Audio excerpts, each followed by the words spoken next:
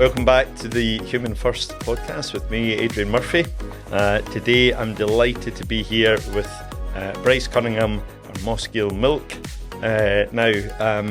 Thank you for joining us, Bryce. Thanks for inviting me up. It's great to be back in Glasgow for a wee change. Yeah, absolutely, I'm sure. So today I think you've got a kind of idea of what we're talking about. It's interesting. We want to kind of get a bit of your story and how you manage that kind of intersection between, you've got business, you've got family, you've got money, you've got all these things that you have to deal with on a day-to-day basis.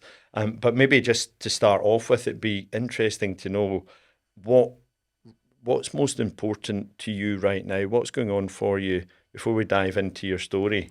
What is the most important thing for you?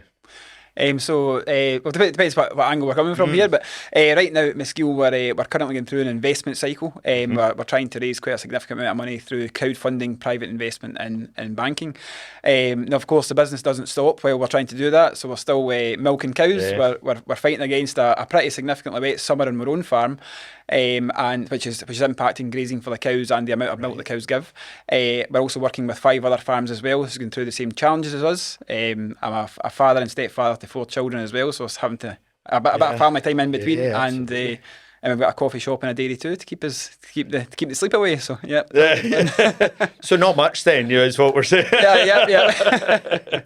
Well, that's fantastic. We'll maybe come back to some of that, because I think that's why it's interesting to know, because I'm sure over the piece there'll been other things that have been that most important thing that you've had to overcome. So I think maybe it would be good to go back to the beginning, and let's. I want to hear more about your story and how all this came about, because I think it'd be fair to say where you are now, you've become a bit of a disruptor in your industry, which is brilliant. I love what you're doing. So if you can take us back to as far back to the start as you can and tell us your story, that'd be fantastic. Yeah, of course. So basically, I'm the third generation dairy farmer at Mossgiel Farm. My grandpa came there in 1948, and back in those days it was post World War II, and all farmers had been given a mandate to feed the nation because rationing was still rife and food was short. So my grandfather had started there with 28 Ayrshire cows. It was a very traditional farm at the time. We met my gran a few years later. They had a family of 4. And they sort of farmed in the traditional way, like most other farms in Scotland did. By the time 1993 came around, he certainly knew who he was doing by that point, and he brought my father into the business. Right. So that time it had grown to 80 cows, and Dad and Papa were working together with they were very proud of their pedigree Ayrshire cows. And at that time it was a bit of a sort of tumultuous time in the industry. The European Union was starting to put laws in with quotas. The Milk Marketing Board, which had been set up in the 1930s to protect farmers' incomes, had just been disbanded, and farmers were exposed to the international prices at that point. So it's sort of seen this sort of commodity pricing coming into farming. So at that time, of course, I was 7 by then, so I had zero interest in any of that. And through my childhood, I had no interest whatsoever in farming. I would have more arguments to get away from the farm than I would for being on the farm. And when I was 17, I left the farm and went to work with Mercedes-Benz straight from school. Right, okay. So I started off with an apprenticeship in a garage engineer. And so I worked my way up. I was at the time I was wanting to be a diagnostic technician. That was my goal. So I was very fortunate to be given the chance to do that within 5 years. So I became a diagnostic technician. Right. Got to basically I got to plug laptops into cars. You're not so much looking under the bonnet these days. Yeah, absolutely. Yeah. Plug it in, button what's wrong with it, and then get it sorted.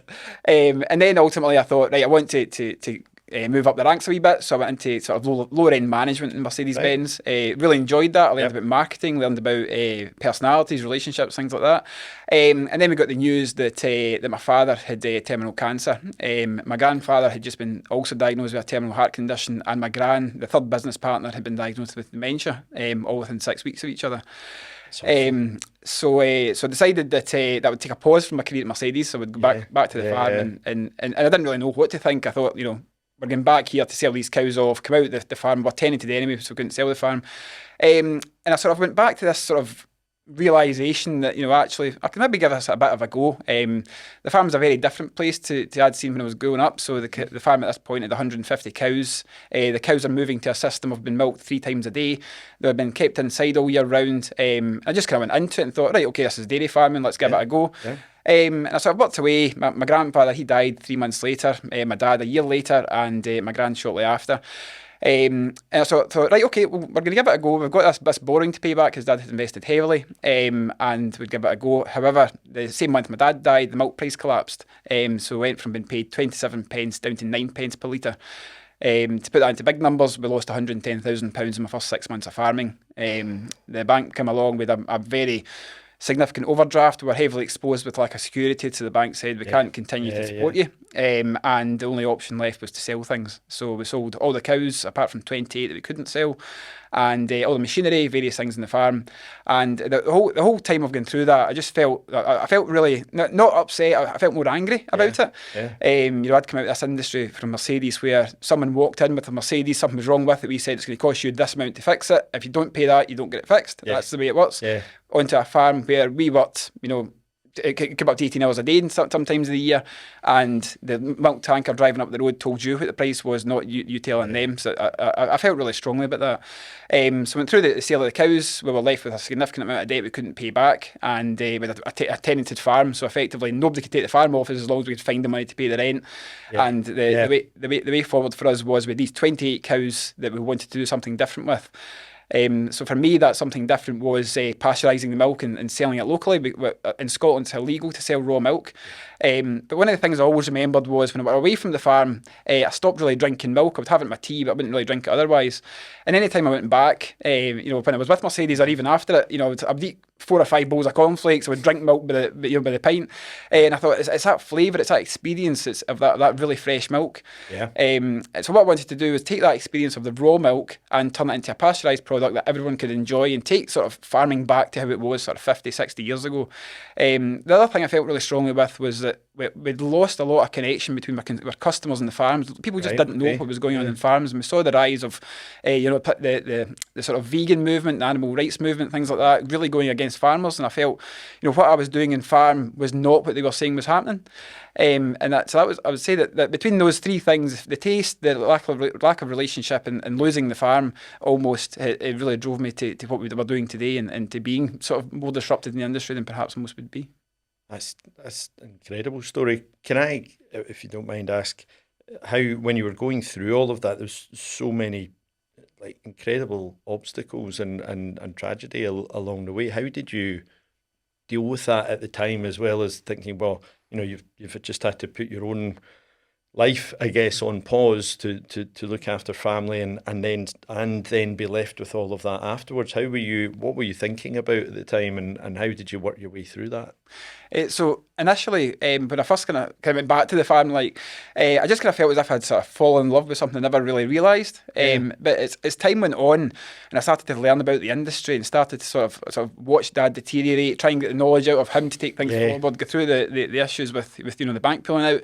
I just kind of felt, actually I've got something here that I really love doing, but I'm seeing a much bigger problem out in society, and I'm seeing people losing connection with their food, walking into supermarkets and picking up stuff with 20, 30, 40 ingredients. I'm just it wasn't an overnight thing. It was just sort of I've seen that, and I've seen that, and I've seen that, and I just started to get this real deep passion about what we were doing, and it sort of allowed me to sort of, rightly or wrongly, throw myself into work. I just kind of seemed to throw myself into work, get on it, get to the next day, get to the next week, push myself on. I just sort of felt it was about a personal challenge to go forward with this, and it just allowed me to go over that sort of difficult period that I had. Yeah, because it must have been incredibly difficult to we talk a lot about resilience and overcoming challenges and stuff like that, but that must have been a huge thing for you at the time. Yeah. And so you that, having been through all of that and now, I guess, really downsized, I guess, from where the business was, you started to have this kind of, I guess, vision of what could be. How did you then take that forward? Yeah, absolutely. So, we descaled basically, and the bit I missed out in the story there was that we descaled to 28, and I actually got a letter in the next day saying it's not worth us picking your milk up from our milk buyer because we just had 28 cows. So I already had this idea where we were going to sell our milk direct, but we'd now had no option to do it. Yes, necessity. so of course the even wider problem was we had no money to invest in pasteurisation equipment. Right. So the going rate at that time was about 100 grand to put a very small plant in, which we just didn't have. of. So I bought this old yogurt maker. And the thing about the yogurt maker was you basically put milk in it, you could heat it up, you could hold that heat and then cool it very quickly. That was the whole idea of how you pasteurise milk. But I wanted to go further than that. I wanted to do it in a way that was efficient because I didn't have 4 hours to stand and pasteurise milk while looking after cows, while, my son had just been born as well, so you've got a new baby going through all this. So I sort of had an idea that Mercedes-Benz in the 1990s used to cool their gearboxes in a way that I found really quite interesting and unusual at the time. Right. And I couldn't really understand why. And I used that way that they cool those gearboxes to cool the milk, which made our pasteurisation method faster. Now, what I didn't realise at the time was nobody had actually combined 2 processes like that into pasteurising milk, and we effectively are brewing milk today.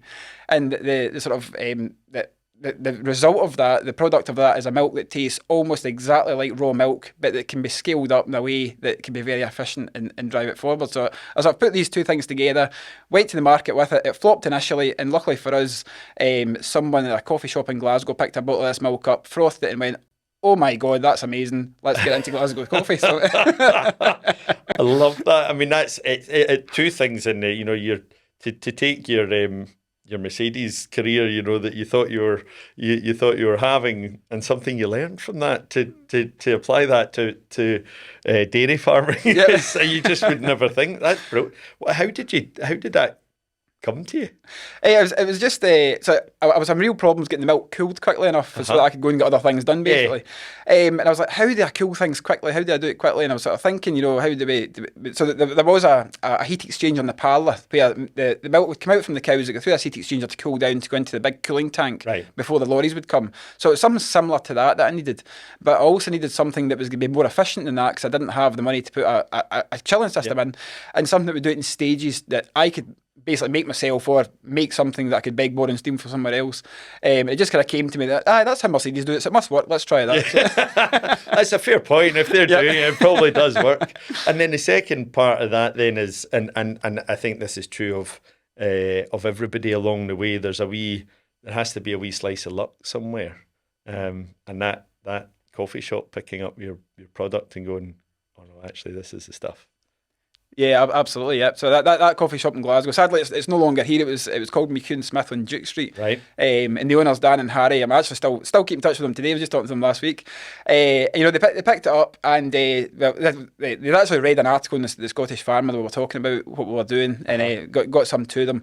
And they phoned me up and said, "Oh, I've just made a flat white, and it's amazing. The foam's amazing. Can you supply us?" And I'm starting to think to myself, "How are we going to get milk to Glasgow? We're 30 miles away. We've not got a van. We don't have." So I thought, right, okay, we'll give it a try. And I was sort of bluffing my first day that I took it up. I never had a clue what a flat white was at the time.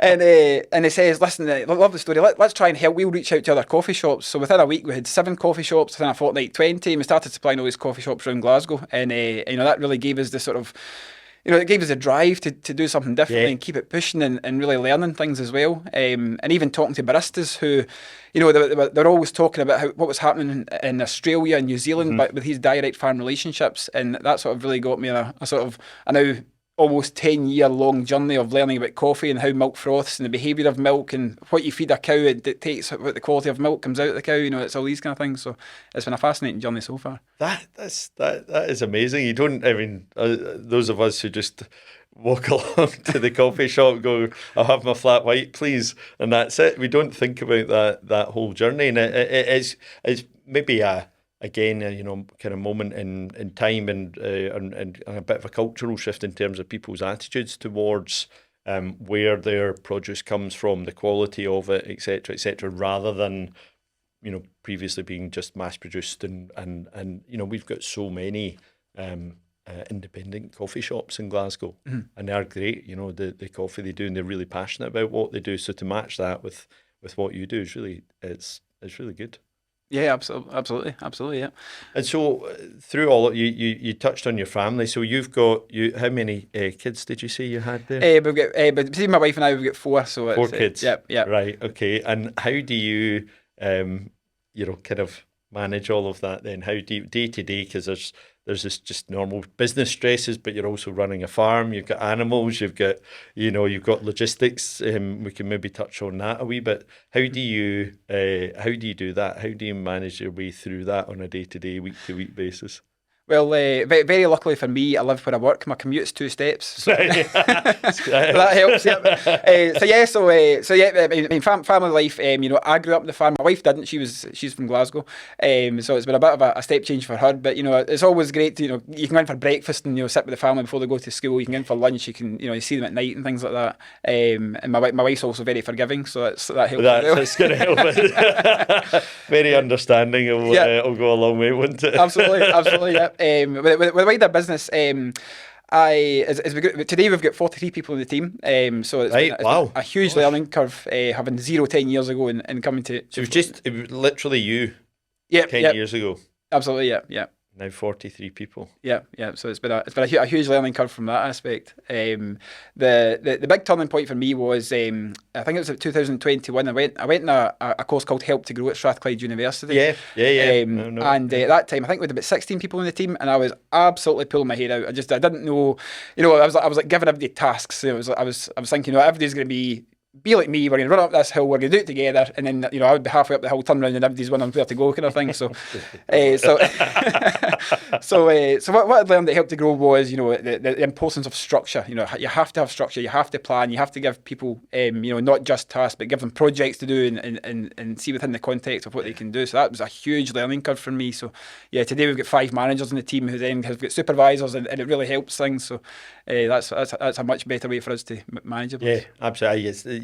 So it's such an important point that it's not delegation of task, it's delegation of responsibility. Mm-hmm. Otherwise, the responsibility just comes back to you, doesn't it? Exactly. At the end of the day, if the tasks aren't done, that's and how did you? That being relatively new to you, I guess at Mercedes, you said you got some experience of kind of management within the business and stuff.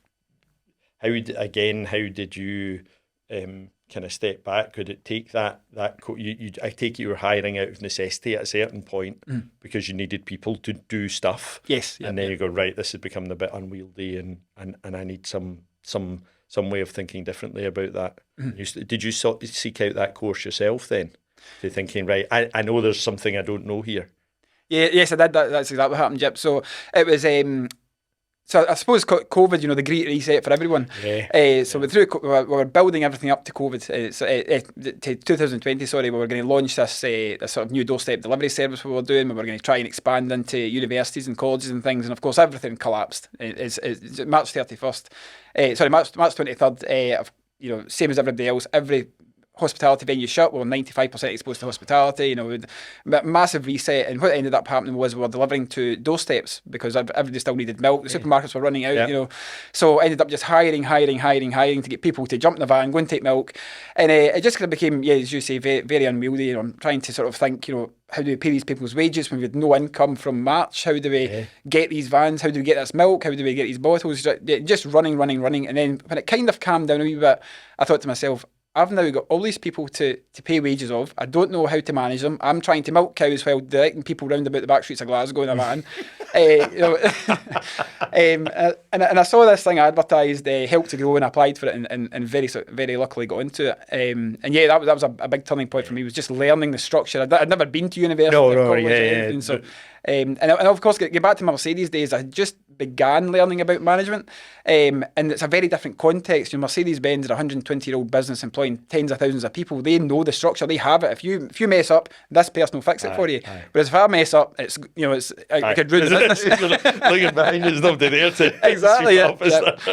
So just getting things in place, getting the people in place. Yeah, it was a massive learning experience for me. Yeah. So that's an amazing story. So going back to what we were talking about at the beginning, you're now in this crowdfunding phase and then a larger funding piece for the business. Can you tell us a bit more about that? Yeah, absolutely. So our investment journey has been very challenging, so basically I have to start at the beginning with it. So 2015, we just launched this new milk business. We were trying to get funding. The bank was just an absolute no because we owed some, I can't remember the exact figure, but 300,000 we still owed and had nothing left to sell. So we kind of did a few deals, keep going, but one of the bad aspects of that is my credit rating was completely short. It was for 7 years, So we're sort of trying to grow the business with no investment in that respect. So we're sort of working with suppliers and extended credit. We were asking people for favours. Friends and family were helping out. Just trying to get things moving. We felt things were turning in 2019, so the bank was starting to get a wee bit more supportive. Things were starting to turn around. We were just about to scale up, as I mentioned earlier, and then COVID hit, so that reset everything again. So we ended up back where we were. So sort of 2021, we started to go a bit harder again. I think luck was on our side. We actually signed a landmark contract with East Ayrshire Council to supply all the schools with organic milk that was local, waste-free and delivered with electric vehicles. So that was a massive thing for us. Gave us a lot of credibility. It allowed us into new places like universities, like Caledonian University, Glasgow University, City of Glasgow College. We started supplying all these places. Things were really moving. And I thought, right, okay, it's ready. We're ready to move. But this time we're supporting 5 other organic farms as well. So we're really getting luck on my side. Right. And I went to the bank. The bank says, okay, right, your business plan's just a wee bit weak for it, but if we can get a few things moving. So I went to Scottish Government, got a grant to build a new creamery, a new milk brewery. We were really going to go for it. The whole project was at £1.5 million, really excited, getting things moving. Got the grant, got a bit of help from Scottish Enterprise, and then it just started to fall apart. So the grant application had to be drawn down within 6 months, and the funders, we just couldn't get the funders to get us over the line within that 6 months and then give us the time to build it, and we lost the government grant. By that time, I had spent an absolute fortune in consultancy, design, planning, all this kind of thing, because I basically just went for it and thought, right, okay, we'll definitely get it. We've got this grant, there's nothing can stop us, and I went and spent an absolute fortune, which I shouldn't have. Put us into a massive cash flow deficit. At the same time that the cost of living crisis hit, our doorstep deliveries, we had a coffee shop that we just opened, we had to close that because we just couldn't get the electricity bill down. And it sort of set us on a sort of a 12-month real massive problem. We had to really change the business again. So this is like my third financial hit we've had. So about 6 months ago, we're like, right, we have to get this sorted out. You know, we know we've got this opportunity to grow. We're now supporting more farms. We've got more farms who want to be supported. We've actually got customers in London, Edinburgh, everywhere else that we want to supply milk to that we can't because we can't upscale. And we started getting around the private investment route.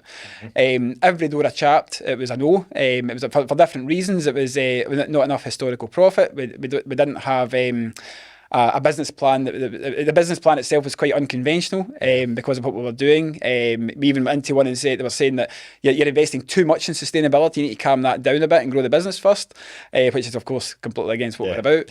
And then just the biggest hit I got was I went into this one thinking really excited, got really far down the line, and they just said, look, if it was tech or it was plant-based, we'd probably go for it, but it's milk. How exciting can milk be? So I got really upset at that point. I thought, it just seems that we cannot seem to get this over the line. So back in February, I told the story of Mossgiel on LinkedIn, of all places, over the month. And at the very end of it, I said, look, here's our challenges. If we launched a crowdfunder for equity where you could be part of our community, help us grow the business and take this to a new level, would you support us? Within 24 hours with £311,000 worth of pledges. I took that to Crowdcube, and Crowdcube says, oh, you can't do it. Because you've got too many things going on in the background, and they gave us this huge list of stipulations. So we'd go through the stipulations. One of your previous guests, Paula Skinner, had really helped us out. That's fantastic. And I also won a place on the Scale Up programme, in the Hunter Foundation Scale Up programme.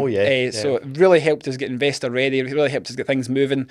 And luckily for us, we were able to launch for crowdfund just last Thursday. And overnight we hit £100,000, and I think we're sitting about 160,000 today, just getting ready for Crowdcube to let us go for it and really get the fund moving. So there's obviously a real appetite for it there from people. I guess buying into your story undoubtedly and the sustainability piece. That's so important. We find that in our own work these days. It is really kind of front of mind for people. Absolutely, yep. Sustainability is a huge part of what we do. Back when I was trying to milk 28 cows and sell milk, I was learning all the time. I was speaking to these coffee shop owners. I was speaking to the end users. I was looking up research, and actually, as I mentioned earlier, what I was seeing on social media, I didn't see to be true in my farm. People were saying farms have killed that biodiversity, yet you're going out and there's wild brambles, there's wildlife running about, there's hares, there's breeding birds, things about the place. And I thought, that's not true. And I started just telling the story. We became organic because of that as well, because I became really interested in sustainability. In 2018, we signed up the first farmer that we could work with who was also organic.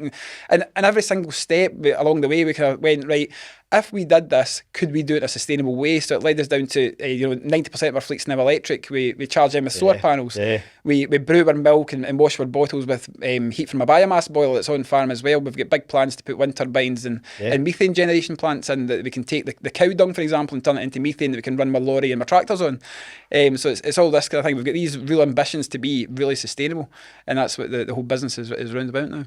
It does help when you can identify a real purpose and a value set there. Again, that's something that seems to come out in a lot of conversations where people have been successful, whatever that means in their own right. If you've got that sense of purpose, mission, and people can identify with it, it makes a big difference.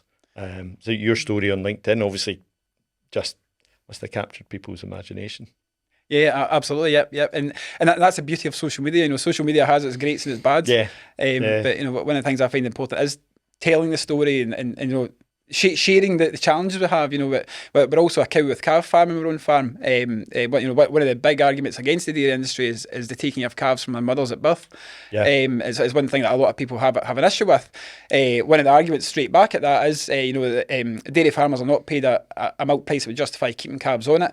There's a disease spread issue as well, where if you keep cows and calves together, you can't expose them to diseases that they otherwise wouldn't have. So there's this whole sort of back and forward fighting. So we became a cow with calf farm back in 2018, and we're one of only 2 in Scotland. And we took that forward. We're still that today, and we want to expand that into other farms as well. However, the challenges we've had have been massive. And it's, one of the things you're always told is don't share the negatives, just show the good bits on social media. But we tried the opposite. We actually shared when times this didn't work. This problem with this calf, these problems with these cows, and actually people they buy into the story, they love it, they're part of it. And I think we were talking before we started about Clarkson's farm and the challenges he's had. It's very real. That's what it's all about. It's not about trying to just always sell the best light. It's about selling the honest light and being transparent. That's what it's all about for us. I mean, even just in the time we've been talking already, you've shared so much of the challenges you've had across the board, and I think that is important because it's not all plain sailing, and for anyone watching or listening to think that once you get going and you have an idea and you have a principle, then that's it, you just go. It's not. It's going to be a rough ride along the way, and particularly doing what you're doing is really challenging. I like the fact you keep coming back to that sustainability point, but sharing along. I think you seem to be educating people along the way as well, because as you say, social media, great tool, lots of bad information out there, and you're doing your bit to kind of cut through some of that and help people understand how this actually works and the benefits of what you do. Yeah, absolutely. That's, as I mentioned, that is exactly what we're looking to do and what we're all about. There is risks as well. So I actually took an enormous risk last year. So basically, we saw that the world's biggest oat manufacturer, or oat drink manufacturer, Oatly, had put this advert up, and what they were doing was, in their usual disruptive advertising way, they had a mannequin sitting in a chair, just like you and I are today, and the head of sustainability sitting across from it. So Caroline, the head of sustainability, said, "We are looking for a big dairy CEO to debate about climate labelling and why the dairy industry's emissions are so high compared to the oat industry, and we want to talk about it." And they said, but we know that nobody's going to apply, so Mr. Manny Quinn, the mannequin, would take over in place of it. So they put this advert out with an email address saying, "Apply here if you're a big dairy CEO." So I emailed in and said, "That's unfair, you're being discriminative because I'm a small dairy CEO and I want to take you to task." And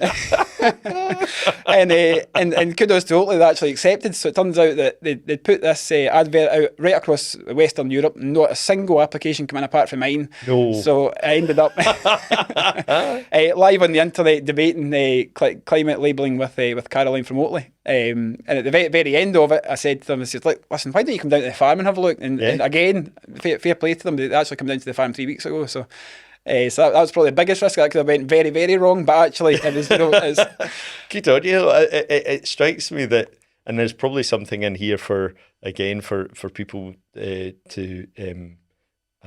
can gain from your experience, because that's quite a bold one. I mean, to be the only person to actually apply, but it's because you believe in what you're doing and you know what you're doing is right. Over the years, you've taken a lot of risks. You could have just taken a very different path, and because you had a job and not taking on the farm and everything that came with it, and then COVID and you know, all these other challenges, and now going down, you know, the investment route and getting kicked from pillar to post, and it's, you know, as you say, you get quite far down the road and you think, oh, we're maybe getting somewhere here, and then you get another gut punch. So, like, how along, what would you tell people that are maybe on their own journey themselves, and how you kept coming back, and what kept bringing you back to here and getting you to where you are today? So the advice I would give someone out there, if you've got a passion for something and you genuinely in your mind you know that's the right thing to do, just you have to go for it. You have to accept that it's going to be tough. There's going to be days that you're pulling your hair out wondering what the hell you're playing at, but just you have to keep going and keep pushing for it. But you can't do it alone. That's the most important thing, and that's one of the biggest things I've learned. You will never do this alone. You have to have people in your team, you know, your family. You have to people in your employment team, your management team. But even outside that, you know, I've got a phone book full of people who own businesses that you phone up and you can be close to tears and they can be close to tears, and you're actually just talking something out and, oh, right, that's a good idea, I'll go and try that. You know, it's all these kind of things. And some of the people I've met along the way are incredible. You know, I've had Sir Tom Hunt on the farm, for example. I've had Colin Blair from Buzzwords, you know, down at the farm. You know, I've had some incredible people just giving you little snippets of information, and I think that's fantastic. Just you have to, if you just truly believe in it, you go for it and have a good team to talk to, and just don't keep things to yourself. I think it's interesting you say that, because you mentioned Paula, who'd previously been on the podcast. One of the things I remember her saying, and we're both on the kind of same page in that when you're asking for help, you'll discover that people actually are willing to help. Don't be afraid to ask, because most people will want to help if they can.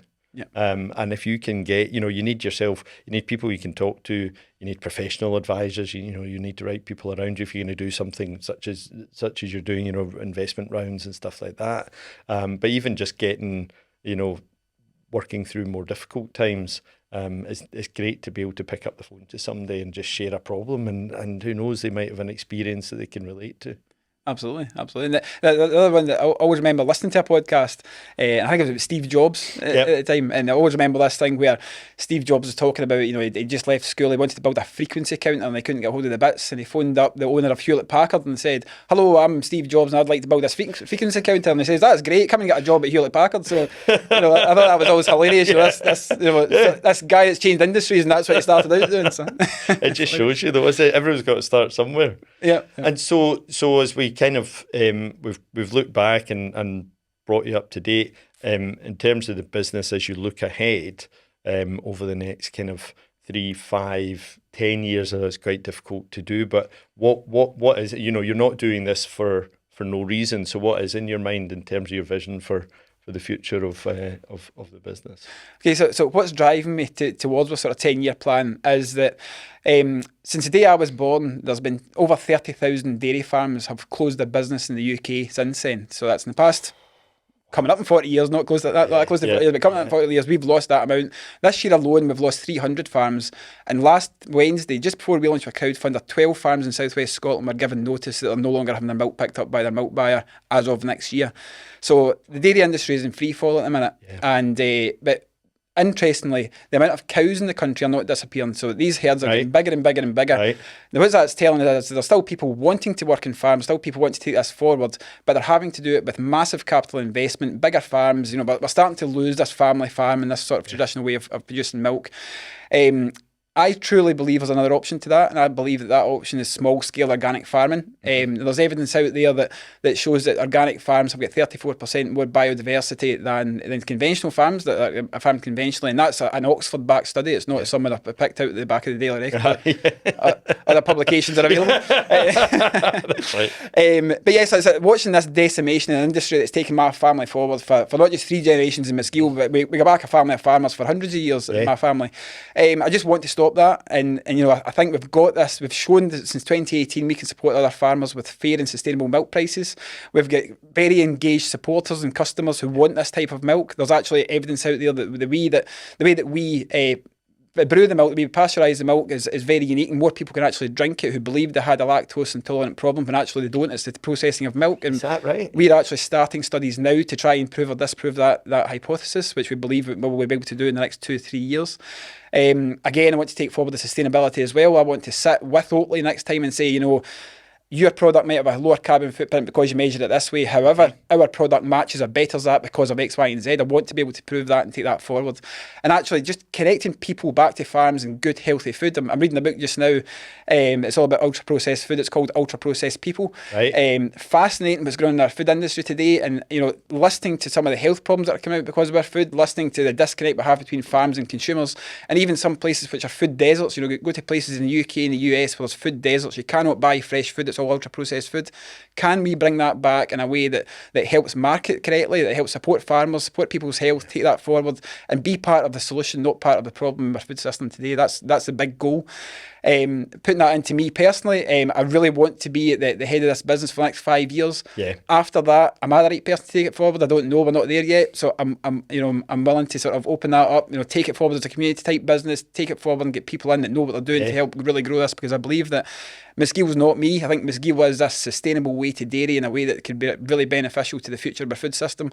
And where that goes, I don't know. But I certainly feel as if a good 5 years I'm made to push forward anyway. That's incredible. I totally see your passion for it. It's visceral, it really is. I think, and it's great that you can kind of go, well, I'm going to be here for the next period of time, and I might not be the right person to take that on again, because it might, we all have our limitations, don't we? Yep. And there's obviously you bring so much to it, so much energy, but it may be that once it gets to a certain scale, you go, right, yeah, I need a CEO, I need a whatever it might be. But I would imagine, and you'll still be there driving it in some shape or form. I imagine so, yeah. But a hard one to let go anyway. Yeah, well, this is it, because it's your family, it's generational, and you've put so much into it, and also been through so much. So on the other side of that, without going into too much detail, how do you then think about your own family and your own personal circumstances within that, because you're putting so much into the business, and as I say, your passion for it is so real. But at some point, there's got to be some reward, I guess, for you, and some sense of security, which I guess in farming is quite unusual to find. Yeah, absolutely. Well, 2 years ago, just before we lost that investment with the Scottish Government, we were actually in a very fortunate position to be able to buy the farm. So we were basically, we approached the landlord and said, look, we're trying to grow this business. I appreciate it's no longer just an agricultural business. He agreed, because, there's obviously implications for him as a very, very long-standing owner of a tenanted dairy farm. So we came to an agreement. We didn't buy the whole farm. We bought the farmstead and a little bit of ground. Yep. And that gave me the security that's what I want. I want to be able to, that's my family farm. I want to do something with it. But the wider business itself, I think that's not just for my family. I think that's for multiple families across the Scottish dairy industry. I think that we could really do something really special with that, and that's where. And you can replicate that, not necessarily on your farm then. Yes, the idea, the process, as you talked about, which is innovative, and just those principles that you've kind of embedded in the business could be expanded out from just the geography of your farm. Is that kind of the idea? Yeah, that's exactly it. Yeah. Because one of the more interesting things of what we're doing, it's completely away from the core business model, is this cow with calf system. So we've actually, believe it or not, we've had farmers from the Netherlands, Denmark, from New Zealand, from Uruguay, from various places all over the world actually come to see us cow with calf system, because although there's only 2 of us in Scotland and 23 in the UK, the UK seems to actually be slightly further ahead than the rest of the world on this system. And actually, I'm personally helping a couple in Ecuador who are looking to do what we've done. So they want to supply the Ecuador, the capital, with milk from their farm in a cow with calf way. And I don't know what that is, but there's something there. I think that it's not just something that we're going to help local farmers with. It's something that the whole international dairy industry is struggling with just now. Is that sort of expansion, globalization, poor prices, fluctuating human diets, changing weather, climate change. Can we be part of a solution for even smaller scale farms elsewhere in the world? I think that's quite interesting. Yeah. Yeah, you mentioned it earlier. Actually, something that I'm curious to ask you about, because you're right on the kind of the coal face of it, if you like, is climate change. How do you, even in the time, since 2015 to now, have you noticed a change? Well, me personally, I would say that this year has been definitely the most challenging year I've had for farming. It's almost rained every single day since April, with a bit of a dry spell there the past 2 weeks. Yeah. And even before that, it rained the whole winter. It didn't get really cold. It just No, seemed that's to right. rain and It's rain just and wet. rain and constant. Yeah. But interestingly, it only seems to have been the sort of west of Scotland and into Cumbria that's been like that. The rest of the UK seems to be actually too dry. Yeah. So it's been a bit of a weird kind of weather spell. Some older farmers are telling me it was like this in 1985, but it was slightly different. So I suppose it's quite difficult to tell, but watching on the television this week about what's happening over in the States with these huge hurricanes, you're seeing all these warning signs coming on. There's so much chat about it. It's hard to kind of turn off from it. So that's as I mentioned, we want to be part of that solution. But we're going to have to change how we farm and when we farm and the seasons that we're farming to sort of meet this, if you like. Yeah, because over we're roughly the same age, slightly older than you, unfortunately. But I as a child, you kind of think back. I'm pretty sure we had more distinct seasons when we were younger. I remember we had snow and we had sun, and there was definitely bits in the middle. Yeah. Now we don't. We seem to have this kind of autumn and spring.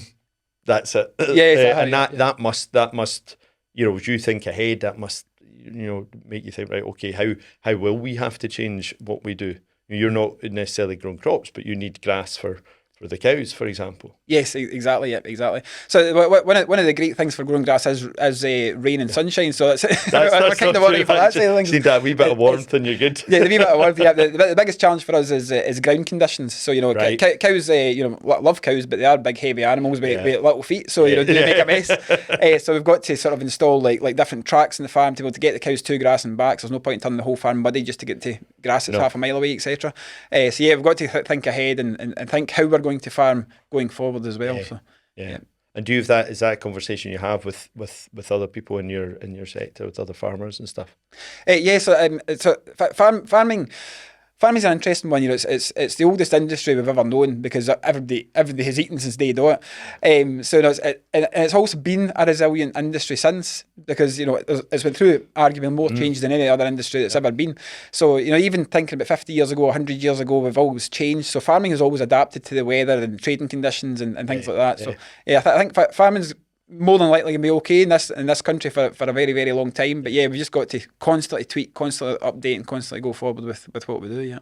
So we've covered quite a lot of ground, which has been it's been really, really interesting. So, and thank you for sharing some of your challenges along the way.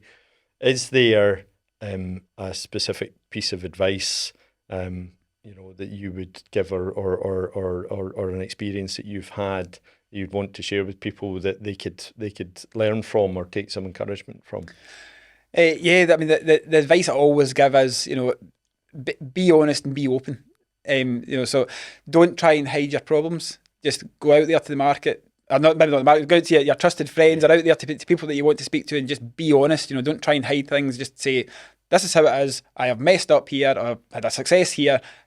What's your advice? What's the way you've done it? I stood in tears the day that we discovered that we lost my milk contract and the bank pulled out. I phoned a local farmer called Hugh and I says, look, what do I do? He says, I don't know. Yeah, I've never been through this, but just keep pushing, just keep going, do what you want to do. And it was just like, it was advice and it wasn't advice, but just having that conversation just really helped me sort of push on and become more clear of what I wanted to do over time. So just be open and honest and speak to people. Yeah.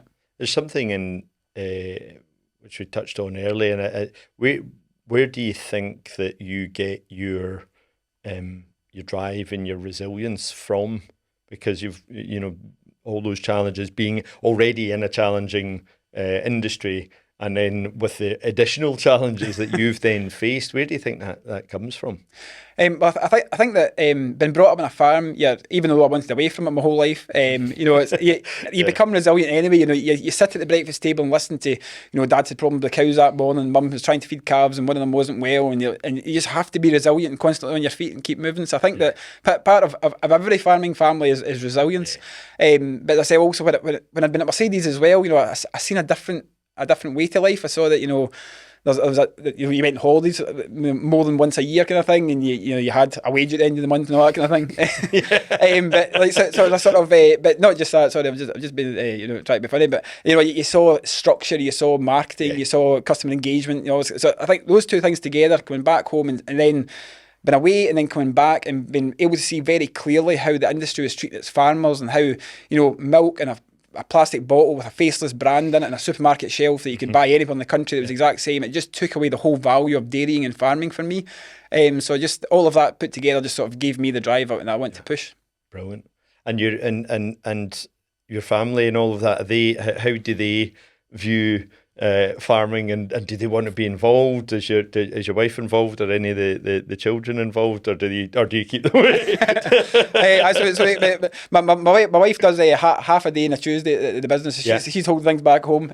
She's still a primary school teacher at two local primaries. Right, okay. My mother's actually a head baker in my coffee shop. Is she? And my sister's our office manager at the minute. She's on maternity leave just now. Right, okay. My other sister, Caitlin, she disappeared. She wants nothing to do with the business, but she's quite rightly, if it's not for you, it's not for you. That's right, exactly. And my youngest sister, Robin, she is our head barista, and she also works in the bottling plant as well. So it's a proper family affair. Yeah, it keeps us all together. Yeah. That's great. And would you encourage your kids to get involved, do you think? So it's a question I actually ask myself quite a lot, because my dad certainly didn't force me to get into farming at all. Even when we discovered he wasn't well, it was just no pressure for me to come back to the farm. And that's the way I want my kids to be as well. However, I suppose the main difference is on the farm when I was growing up it was just a family farm, whereas now we've got a dairy bolted on, we've got a coffee shop. It's not a place where my kids could just run into the farm because there's vans running about, so we've got to be quite careful. So I have to make a very conscious effort to bring them outside to be part of the milking and let them see the cows and things like that. So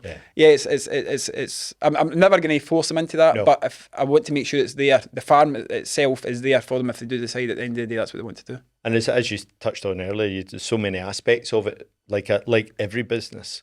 There's marketing, branding, HR, all the functions that you would expect. So it doesn't necessarily mean that they're experts in dairy. Yes, exactly. It's a totally different animal, if you excuse the pun now. So our previous guest was Andrew Dobie of Made Brave, a creative agency. And one of the things we thought would be quite good to do on the podcast was get previous guests to leave us a question for the next guest. And we were talking about values, and obviously the name of his firm is Made Brave, and brave being a really important value to him, and I can relate to that myself. So his question was, what does being brave mean to you? Okay. So I suppose being brave, I suppose is to go against maybe the status quo for me personally. We've sat for the past while and we've spoken about what we're doing, but actually, it's some people, it's not been well received by some people. Some people are very against what we're doing. So I suppose it's taking that criticism and still realising that you feel you're on the right path and taking it forward and taking the criticism constructively and taking it forward, answering their questions and trying to go for it. So I think for me, that's what I feel being brave is. That's brilliant. No, thank you. That's a great answer. Thank you very much. And I guess then, if people want to find out more about Mossgiel, then where can they go? Where can they find you? Well, the best thing to do is keep up to date on my social channels. So we're across pretty much them all. So especially LinkedIn and Facebook, that's our two big ones. We've got the website as well, so you can pop onto the website. It's been a bit of a labour of love. It's a huge website, maybe not the nicest looking, but we're trying to overshare. So you can spend a night in that. And obviously come down for a coffee as well. Of course, that's the other thing. I'm definitely going to do that next time I'm down here. So I should really go and visit my roots again. So we'll come down for a coffee. Listen, it's been great chatting to you. Really, again, I appreciate you sharing so much, because it is it's a lot of people might hide some of those challenges, some of those more difficult times, but it does really helps tell your story, and hopefully people understand and will maybe start ordering your milk, asking where the barista gets their milk from as well. Spread the news. Thanks very much. No, thank you. Thanks for having me. Cheers, Bryce.